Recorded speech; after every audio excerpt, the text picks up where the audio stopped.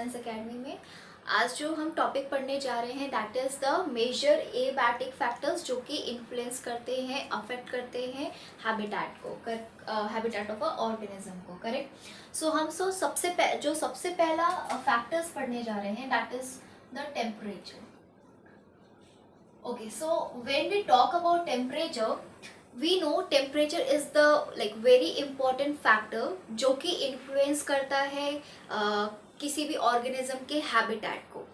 जब हम टेम्परेचर की बात करते हैं, टेम्परेचर जो है दैट हैज़ अ ग्रेट, हम बोल सकते हैं कि it varies to a great extent.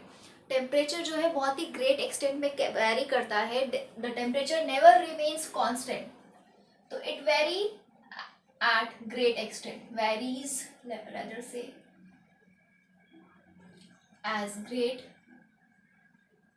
extent. Temperature used to vary at great extent. Now कुछ फैक्टर्स ऐसे होते हैं जो कि टेम्परेचर को अफेक्ट करते हैं। क्या बोल रही हूँ मैं? कुछ फैक्टर्स होते हैं जो कि रिस्पॉन्सिबल होते हैं इस वेरिएशन के लिए। जो हमने बोला कि जो टेम्परेचर है वो कांस्टेंट नहीं रहता, वो वेरी करता है एट अ ग्रेट एक्सटेंट। तो क्या रीजन है जो कि टेम्परेचर वेरी करता है ग्रेट एक्सटेंट पे? तो द फैक्टर जो कि रिस्पॉन्सिबल है फॉर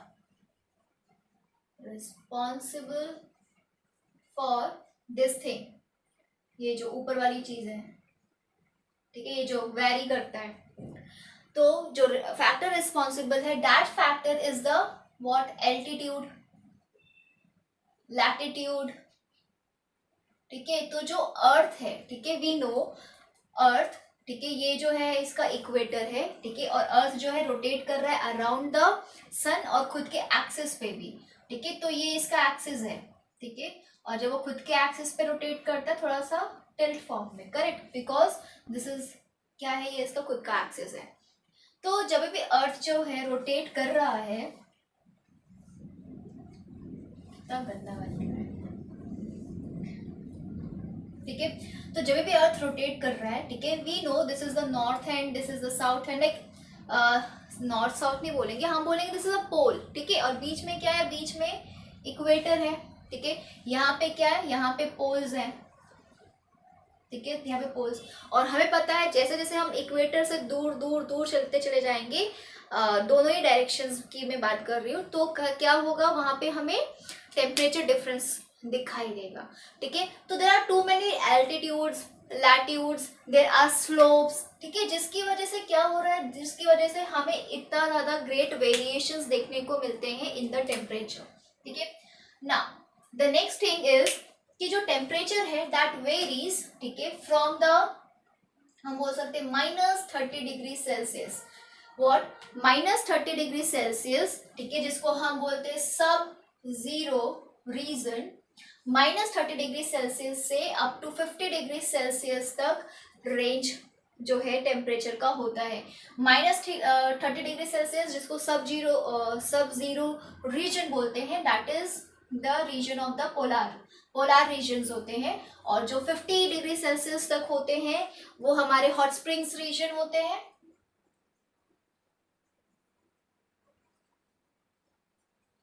और कुछ ऑर्गेनिज्म ऐसे होते हैं, ठीक है, जो कि 100°C तक भी सरवाइव कर जाते हैं, जिनमें हमारे आते हैं हॉट वाटर वेंट, जिसको हम बोलते हैं हॉट वाटर वेंट्स। ऐसे रीजन को हम बोलते हैं हॉट वाटर वेंट्स, ठीक है। The region where the temperature is 100 and above, ठीक है, अबव कहाँ तक? ये जो है रेंज जो है वेरी करता है 400°C तक भी, 100 से, ठीक है। तो ऐसे जो रीजन्स हैं जहाँ पे टेम्परेचर इतना ज्यादा है, इतना हाई है, वहां पे भी ऑर्गेनिज्म अपने आप को सर्वाइव कर पा रहे हैं, ऐसे जो रीजन है इनको बोलते हैं हॉट वाटर वेंट्स, ठीक है। नाउ ये जो टेम्परेचर है, टेम्परेचर जो है, टेम्परेचर का इफेक्ट जो है हमारे जो जितने भी हमारे फ्लोराज एंड फौनाज है, ठीक है, उन पे भी जो टेम्परेचर का जो है डायरेक्ट इफेक्ट पड़ता है, ठीक है। तो अगर हम पढ़े इफेक्ट्स, ठीक है, of temperature on plants and animals, so there are too many effects. पहले तो, ठीक है, क्या है जो टेम्परेचर है, ठीक है, टेम्परेचर का जो इफेक्ट है that is depends on the, that is like जो टेम्परेचर है, ठीक है, उसका जो सिग्निफिकेंट रोल है, कैसा रोल, फिजियोलॉजिकल,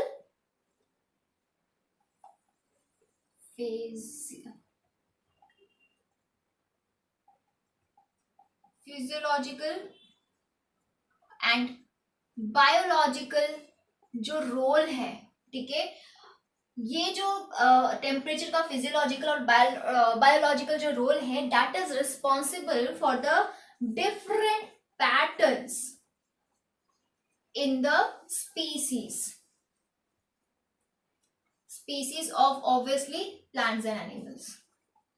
क्या physiological and biological role of the temperature, जैसे कि मैं अगर एग्जांपल लूं, मैंगो जो है वो कहीं भी टेम्परेट रीजन में नहीं होगा, करेक्ट, ग्रो नहीं होगा, व्हाट आई मीन, जो मैंगो है कभी कनाडा में ग्रो होता है नहीं।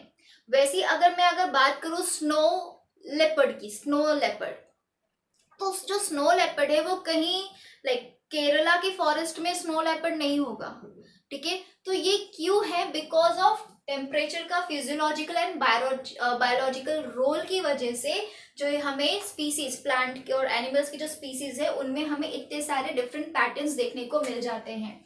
और हम जहाँ पे इफेक्ट की बात कर रहे हैं, तो जो टेम्परेचर का इफेक्ट होता है प्लांट पे बेसिकली, ठीक है, it actually helps in increasing growth rate, ठीक है, growth rate of the plants and the animals. जो टेम्परेचर है दे एक्ट एज स्टिमुलस, ठीक है। सो जो कुछ प्लांट है, कुछ सीड्स हैं, प्लांट सीड्स हैं, वो जर्मिनेट होते हैं, वो फ्लावर करते हैं, फ्लावरिंग होती है, उसमें जर्मिनेशन होता है just because of the optimum temperature of the just because of the optimum temperature which they get। तो एक ऑप्टिमम टेम्परेचर होता है जिसकी वजह से जो सीड है they will germinate and they will flowers, ठीक है। तो जो टेम्परेचर है वो क्या कर रहा है, डायरेक्टली एक तरह का स्टिमुलस की तरह बिहेव कर रहा है, जिसकी वजह से जर्मिनेशन हो रहा है सीड में और फ्लावरिंग भी हो रही है, ठीक है। So this is the next one. ये जो बेसिकली जो टेम्परेचर है, ठीक है, हमने बोला क्या फिजियोलॉजिकल फंक्शन भी लाइक इफेक्ट करता है, affect the physiological function of floras and faunas, ठीक है, वॉट एवर, यहाँ पे plants and animal, physiological function, क्यों, क्योंकि इनका फिजियोलॉजिकल और बायोलॉजिकल रोल है different patterns of species of floras and faunas बनाने में। तो किस तरह से ये इफेक्ट करता है फिजियोलॉजिकल फंक्शंस, ठीक है, जैसे कि आपने सुना होगा हाइबरनेशन एंड एस्टिवेशन, ठीक है। The organism undergo winter sleep, undergo what, summer sleep, correct, winter sleep and summer sleep, that is called as hibernation and aestivation. तो ये क्या कर रहा है, जो टेम्परेचर है वो क्या डिटरमाइन कर रहा है, it determining the what physiological function, it is affecting the physiological functions of a particular species, ठीक है। एग्जाम्पल जैसे कि hibernation, through hibernation and aestivation, correct. ना द नेक्स्ट थिंग दैट जो टेम्परेचर है, ठीक है, आई होप ये, अरे ये दिख नहीं रहा क्या, one sec, yeah, hopefully it's visible now। So it affects the physiological, ठीक है, physiologically like physiological function को affect करता है टेम्परेचर, जैसे कि हमने हाइबरनेशन और एस्टिवेशन पढ़ा, ठीक है।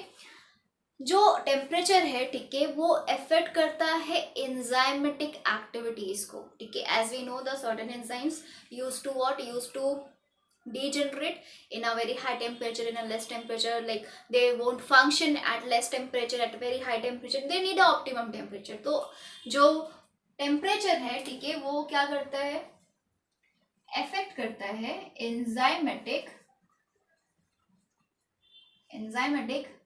एक्टिविटी को, करेक्ट। और इस एंजाइमेटिक एक्टिविटी से हम क्या कर पाएंगे, पर्टिकुलर ऑर्गेनिज्म का वी से द फंक्शन हम डिफाइन कर पाएंगे, क्योंकि because if some enzyme is not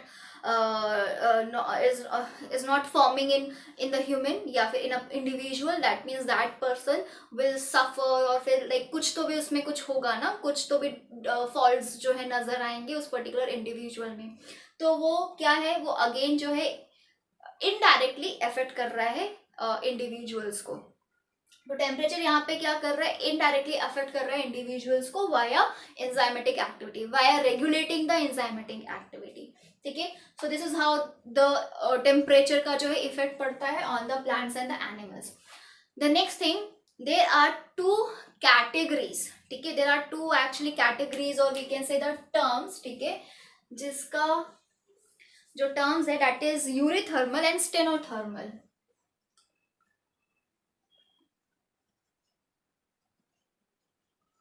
यूरिथर्मल, stenothermal, so these two are the terms. ठीक है, ये जो टर्म्स है गिवन है with respect to the tolerance of an organism. जो ऑर्गेनिज्म है कितना रेंज में जो है टॉलरेंट कर सकता है एक पर्टिकुलर टेम्परेचर को, उसके accordingly it is being divided into two categories, that is eurythermal and the stenothermals. When we talk about eurythermals, eurythermals are those organisms which used to tolerate wide range, ठीक है, tolerate wide range of temperature,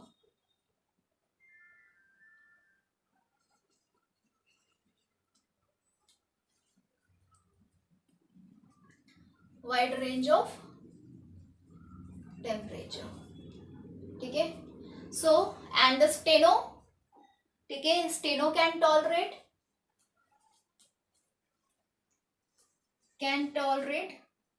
narrow range, obviously narrow range of temperature, ठीक है।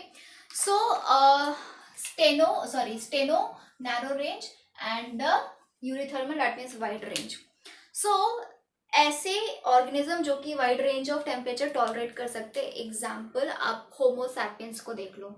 होमो sapiens are distributed all over the world, ठीक है, और हमारे आपको पता है जैसे कि मैंने बोला बिकॉज ऑफ दिस रोटेटिंग, ठीक है, around the sun and around its axis of the planet Earth, ठीक है, देर आर टू मैनी क्या है fluctuations, we can see so many fluctuations in the temperature. Temperature में बहुत सारा वेरिएशंस हमें देखने को मिलता है बिकॉज ऑफ द अर्थ का जो भी ये रोटेशन है, ठीक है, अराउंड द सन या फिर उसके एक्सेस में, ठीक है। तो इसके हिसाब से there are too many like ऐसे रीजन्स है जहाँ पे बहुत ही ज़्यादा ठंड है, बहुत ही कम जो है ठंड है, या फिर बहुत ही ज़्यादा गर्मी है, डेजर्ट एरियाज जैसे कि, ठीक है।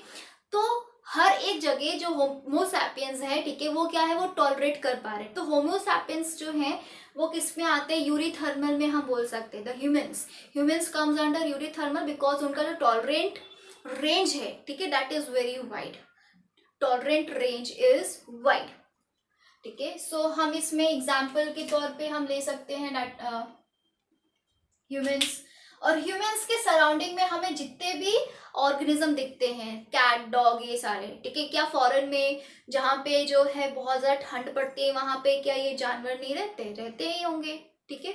सो ह्यूमंस और ह्यूमंस के सराउंडिंग में जितने भी लाइक ऑर्गेनिज्म रहते हैं वो सब क्या कर पा रहे हैं, सर्वाइव कर पा रहे हैं। तो अगर सर्वाइव कर पा रहे हैं तो दे कम्स अंडर द यूरिथर्मल। तो कैट्स हैं, डॉग्स हैं, ठीक है, दीज ऑल। और टू बी वेरी स्पेसिफिक एक बहुत ही कॉमन सा एग्जाम्पल है that is rock pool Gobi, rock pool Gobi, this is the one name only, rock pool Gobi. This is the shore line animals, ठीक है, जो कि range tolerate कर सकता है 8 से 40 डिग्री सेल्सियस तक, ऐसा खुद का इतना रेंज टॉलरेट कर सकता है, ठीक है। तो this is one of the example. Now when we talk about stenothermal, narrow range of temperature जो है को टॉलरेट कर सकता है। इसमें जब एग्जाम्पल्स लेते हैं तो हम कोरल्स, और हमने पढ़ा है ऑलरेडी कोरल्स के बारे में, तो कोरल्स है, कुछ इंसेक्ट्स हैं, और कुछ जो रेप्टाइल्स भी हैं जो कि बहुत ही नैरो रेंज जो है टॉलरेट कर पाते हैं. And to be very specific अगर एग्जाम्पल लेना हो तो there is a Antarctic isopod. Antarctic isopod, ठीक है, जिसका जो टॉलरेंट रेंज है दैट इज 0 to क्या है, आई गेस 1.8 या 1.8 degree Celsius. This is the tolerant range of the Antarctic isopod, ठीक है. along with some corals, some insects, some reptiles are also there जो कि बहुत ही कम रेंज टॉलरेट कर सकते हैं. So this is all about the temperature. Next video में हम देखते हैं about the next abiotic factor and most probably I guess will talk about the water. So let's C.